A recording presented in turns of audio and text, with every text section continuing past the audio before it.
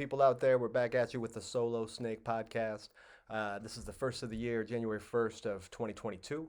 So I hope everybody's out there enjoying a great and safe new year. And thanks for watching the podcast.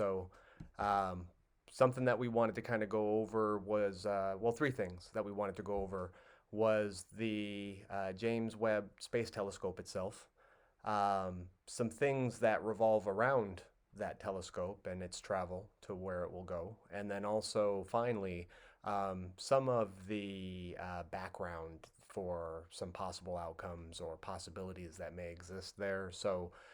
Definitely not out here to try to scare anybody, but just trying to kindle some thought here about what could happen and what might be found and how to kind of prepare for that step by step. Um, Throw a like in, smash the subscribe button. As always, I'll remind you again at the end, don't worry.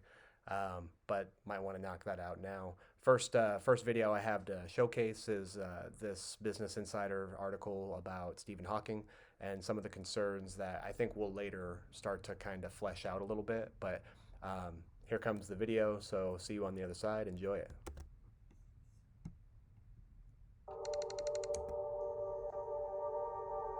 Stephen Hawking once said, hey, look, be careful about broadcasting into space because you don't know what's out there, and you're alerting them to the fact that we're here, and who knows, maybe 99% of them are, very peace-loving and into poetry and stuff like that, but maybe 1% of them are not. They're hostile, and if you happen to hit those guys, maybe they will, do something terrible, like trying to, obliterate the Earth or something else that would ruin your whole day.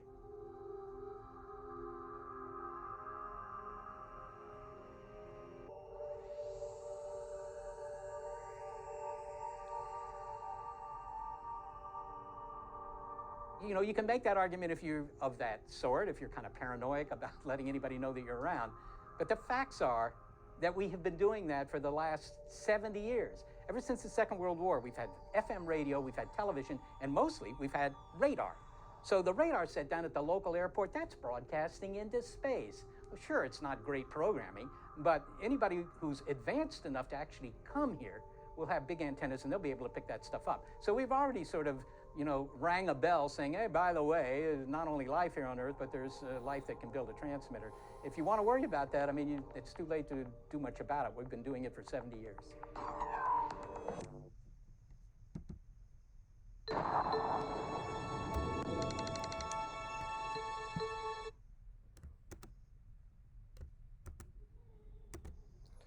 All right, there was some pretty compelling information or thoughts, insights to consider, where we are and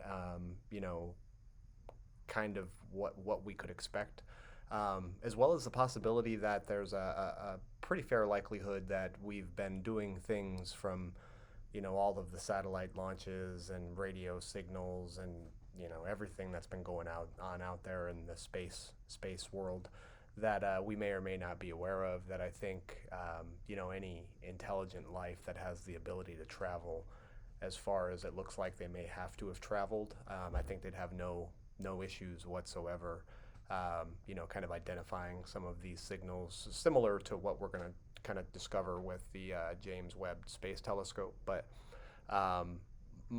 more so, my point on that one would be that I think there's another fair likelihood that there's already been visitation and observation that's done, by these visitors, extraterrestrial life, intelligent life, and they have instruments and technology that's far beyond our comprehension at this point.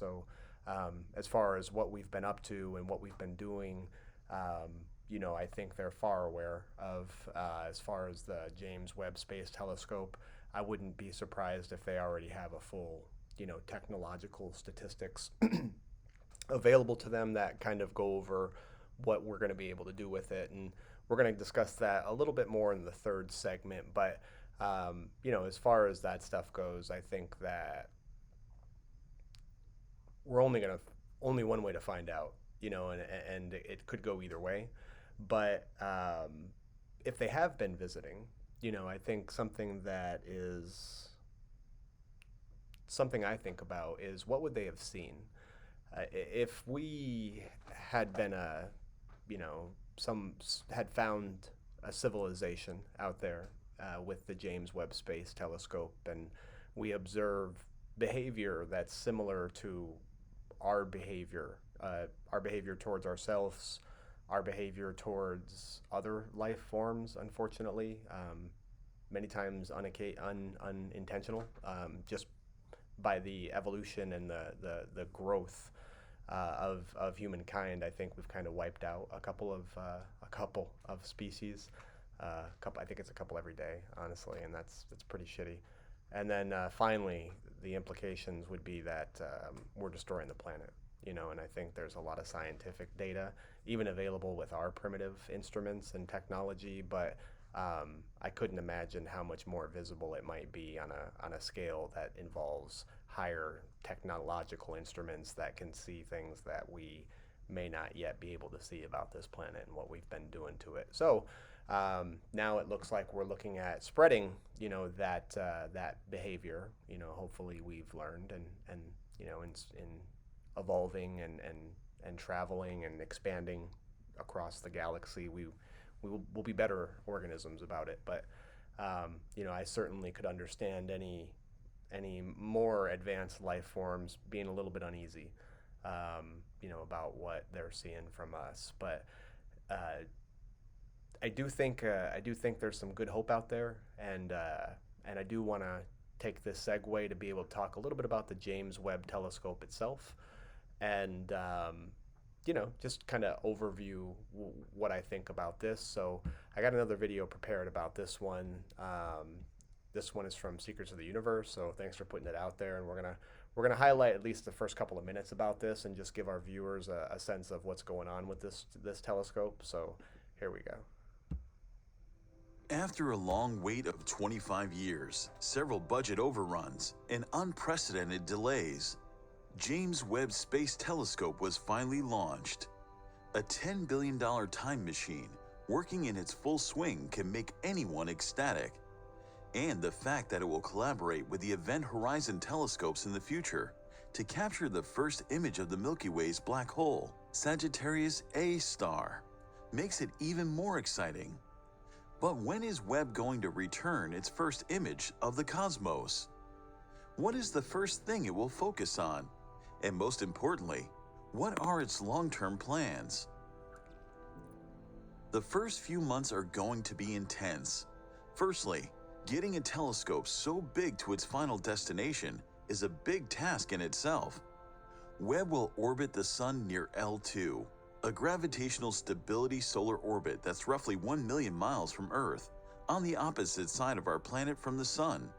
Secondly, we are talking about a telescope with a primary mirror composed of 18 hexagonal mirror segments, and unfolding the mirror into one big unit is another feat to accomplish. So to be precise, in the first month, the James Webb Space Telescope will undergo several maneuvers and course corrections to attain its final orbit around the L2 point. In the second month, the alignment of mirror segments will begin. It will possibly take 60 to 90 days after launch for the primary mirror segments to align to work together as a single optical surface. Then, perhaps by the end of the third month, Webb will be able to take the first science quality images, and by this time, it will also complete its journey to the L2 orbit position. At this moment, it will only be taking blurred and casual images, possibly of some bright stars, just for the sake of optimization. So the next few months will go into calibrating and optimizing its cameras and other instruments. And finally, after 6 months of its launch, Webb will be in a position to begin its most awaited science missions. And the year of Cycle 1 of a series of spectacular observations will begin. All right, so pretty interesting stuff there. One of the first things I thought to myself is, I wonder if they put any weapon systems in that. It just talked about how much time and resources and money were put into the planning and launch of this telescope. And if there were weapon systems that were put there, I hope we would understand that our most technologically advanced weapons would have absolutely no threat against any advanced life that has the ability to travel the stars and repel all of the forces that they'd have to, in a starcraft. And it goes on and on and on from that point. And I think it could be seen as a act of aggression, because whatever was put into that space telescope. If there is intelligent life, advanced life out there, I have every reason to believe they would be fully aware of what the components are and what the capacities are. Odds say. Perhaps maybe they wouldn't. But moving through that, I think also, is there an escort? I think it would be bonkers to have sent this telescope out there as important as it is, and as much as it's taken, and as remote as it's going to operate, and there's not even a probe, or another satellite that can accompany it and put eyes on this thing. Because one of the things I'm thinking, and my final video I think is gonna cap this off quite nicely. But I think one of the things that I'm thinking is that if there is advanced or intelligent life out there and they should stumble across this James Webb Space Telescope, what's stopping them from taking it, and just, snaking the James? We don't want anybody snaking the James. So what's there to stop them? And for all they know, it's just something floating around in space that they can maybe sell or learn something from. So just some thoughts that came about, just thinking about the whole situation. And then after this next video, we'll meet on the other side of it and talk a little bit about the final points. But one of the things to think about when you're watching this next video from Kotzkurat is that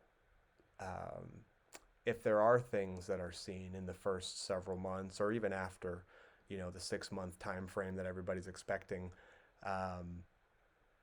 is it going to be shared with the public? Is that something that we can expect to ever get the full story about? And just a bunch of concerns about that as well. But let me take you to our final video, and we won't go through this whole video as well, but we will kind of just talk a little bit about it on the other side, and some of the details, and conclude the podcast. But keep your eyes open for some of the potential outcomes that we may see if we encounter alien life. Here you go.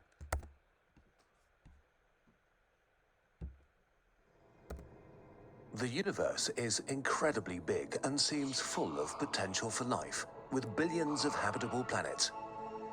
If an advanced civilization had the technology to travel between the stars at just 0.1% of the speed of light, it could colonize our galaxy in roughly 100 million years, which is not that long given the billions of years the Milky Way has existed.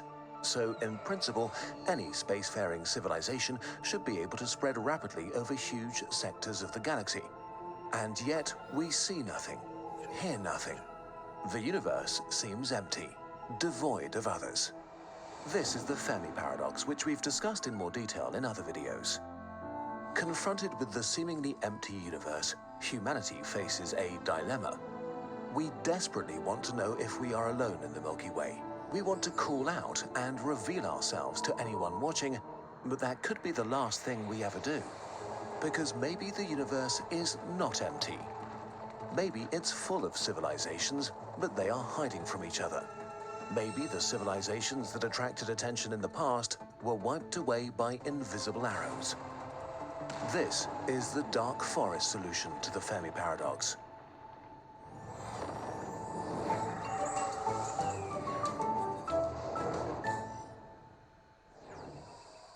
The way of life.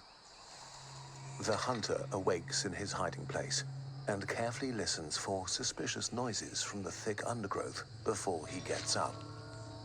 Another night has passed without incident. The forest is dark and full of fog. He considers calling out to others to end his loneliness, but stops himself at the last moment. What if they are like him? All living things seek to survive, secure resources, and multiply. Their greatest obstacle are other living things that share the same objective. Competition between species favored the survival of beings with advantageous traits. Our ancestors were inventive, competitive, expansionist, and greedy for resources, which led them to winning the competition for our planet. Today, most other animals are so utterly at our mercy that we wipe out about a dozen species a day, just as an unintentional byproduct of how we like to run things. But humans are more than individuals. From us, cultures emerge that also compete with each other. Competitive and expansionary cultures spread faster and further and merge with, subdue, or destroy others. If we look at our history, it becomes clear we are dangerous. Not just to others, but also to ourselves. Our human nature has driven us to take over every corner of our planet, and soon we will look to the stars, both to expand our domain and ensure access to ever more resources. And then we might stumble upon others trying to do the same thing. It's likely that the competition of life also takes place on faraway planets, so it's logical to assume that an alien civilization that came to dominate their planet would be in some regards similar to us. But if they're similar to us, they too may be dangerous. The implication. As the hunter sneaks through the dark forest all alone, he knows that there might be others like him. He can't know their intentions, if they are aggressive or not. The hunter knows he would kill to ensure his own survival, so he has to assume that they would too. And it might be that if he stumbles upon another hunter, the one that shoots first survives. None of this means that conflict is unavoidable. So far, the progress of the modern world seems to have made us more peaceful, not more violent. Maybe this is true for other civilizations too, that eventually progress means less conflict, not more. Different alien civilizations also should vary from the mild and peaceful to the malevolent and militaristic. The existential problem we're facing is that when we meet others between the stars, we have no way of telling who is peaceful or aggressive and what their true intentions are. Similarly, they might not understand or trust our intentions, even if we tell them that we are peaceful. On top of that, if we did discover another civilization and they discovered us, the light years between us would mean years of communication delay. Both sides would be in a state of uncertainty, wondering if the wisest move is to just attack, because there's another serious issue: technological explosions and the first strike advantage. We don't know where the limits of technology are, but we do know how much technological progress matters in war. A few hundred or thousand years can turn conflict with uncertain results into a one-sided massacre. Caesar's legions would stand no chance against Napoleon's army with their cannons and muskets, which would be eradicated by artillery from the First World War, which would not stand a chance against today's drones and guided missiles. So the power level of different civilizations may vary massively, and even if not, between the time it takes us to detect another civilization and us saying hi, we might already be hopelessly behind on the tech tree. Which is bad enough, but the nature of interstellar conflict makes this worse. If your opponent is light years away, sending an invasion fleet takes so long that by the time it arrives, it might be hopelessly obsolete. So war between civilizations might be just about eliminating the other to remove an existential threat to yourself. Someone else who might be so scared of you that they attack the first chance they get. In this environment, the only way to guarantee a win is to strike with such force and speed that the target has no chance of survival or time to counterattack or escape to seek revenge later. The stakes are the highest possible, with no room for error. If we assume that the majority of civilizations live on planets, that leaves them pretty vulnerable. All you need to do is throw something massive at a planet to make it uninhabitable. So the ultimate interplanetary annihilation weapon is probably something like a relativistic kill vehicle, a missile shot at a planet at a significant fraction of the speed of light. For example, a missile the size of a person going 95% the speed of light has as much energy as all nuclear bombs on Earth. If you shot a few dozen at the civilization you wanted to wipe out, success would be fairly certain. Even a single hit would suffice. This is not that absurd of an idea.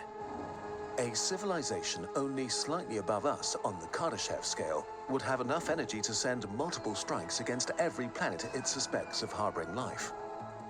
What makes these weapons so sinister is how much they favor a first strike, since they would be so fast that it might be impossible to protect yourself effectively against them once they're launched. Conflict between civilizations may not be lengthy affairs, but rapid winner-takes-all situations, where the first one to shoot wins. This makes any civilization an existential threat to any other. And if every civilization is an existential threat to every other, there may be only two kinds of civilizations out there: quiet ones and dead ones.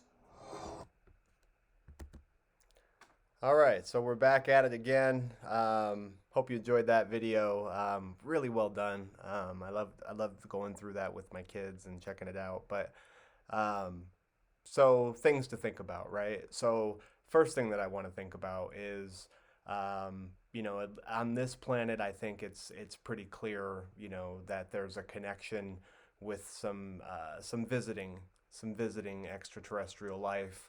I feel like it's fair to say that there's a connection with the ocean, being that it's taking up, the majority of the Earth space, and there's been some charted history about UFOs that show up there and whatnot. So that's a big connection, and I think we're doing a really bad job with the things that are happening with the ocean, just by nature of our evolution and expansion on this planet.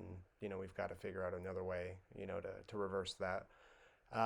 The other thing I wanted to say is that because these life forms are aware that we're putting a space telescope up there and what the capabilities are for us to visibly detect them now as well. Perhaps they've been maneuvering in undetectable spectrums, whereas there's a lot of elaborate technology and tool sets on the James Webb Space Telescope that I think is gonna stop their ability to move around so freely.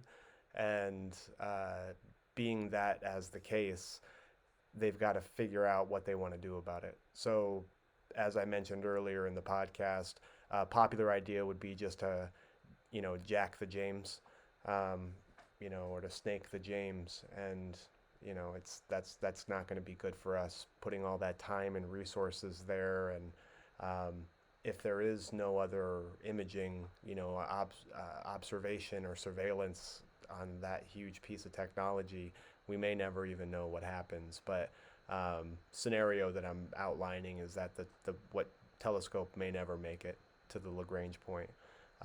Something tells me, looking at a map of the way that is set up, is they may very well be occupying Lagrange 4 with their advanced engines. And a lot of the stuff they talked about in the little cartoon there was I felt a lot of it was theoretical.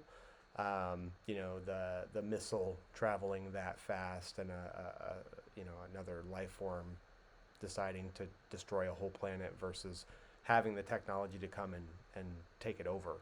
But it did make some sense talking about the shoot first, theory. So, but anyway, I think that there may be something going on in one of those other Lagrange points. L4, seems to speak to me a little bit about, where they could tactically still, unobstructedly observe the Earth, and take a strategy against the James Webb Space Telescope that's in L2, kind of perpendicular to it. So that's another thing. Or they may not take any action against it, or not even notice that it's there or care that it's there, and maybe it's our civilization's time for us to be able to see what's really out there beyond, into deep space, and different life forms and different planets, I think there's a couple of planets that we've been looking at that may or may not harbor life, and that's with our current instruments. So it'll be really, really interesting to see how that pans out. And as I promised you, I did want to mention to like and subscribe. If you enjoyed this content, and please feel free to leave your comments and any feedback that you have. And I promise to be brief. So thank you for watching, and I'll see you on the next podcast.